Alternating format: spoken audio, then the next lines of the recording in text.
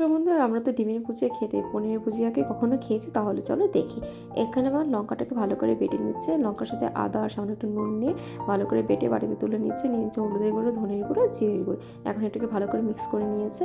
আর এদিকে দেখো তেলটা গরম হতে দিচ্ছে, দুটো জিরে, তেজপাতা, সামান্য একটু হলুদের গুঁড়ো আর সেদ্ধ করে রাখা আলুগুলোকে একটু ভেজে দিয়ে দিলে সামান্য একটু ঘি। আর দেখো এই মশলার সাথে একটু সর্ষে বাটা অ্যাড করে নিয়েছে। এখন মশলাটাকে দিয়ে দিয়েছে, মশলাটাকে ভালো করে কষিয়ে নিতে হবে। দিয়ে দিচ্ছে পরিমাণ মতো নুন দিয়ে একটু নেড়েচেড়ে দিয়ে দিচ্ছে কাশ্মীরি লঙ্কার গুঁড়ো। তো কাশ্মীরি লঙ্কার গুঁড়োতে একটু নেড়ে দিয়ে দিলে পনিরগুলো। পনিরটাকে এখন একটু মশলার সাথে ভালোভাবে ভেজে নিতে হবে। ভেজে তো খুন্তি দিয়ে একটু ভেঙে দিতে হবে, তাহলে তোমরা বুঝতে পারবে না যে এটা ডিমের ভুজিয়া না পনিরের ভুজিয়া। আর এখন দিয়ে দিবে গরম মশলার গুঁড়ো।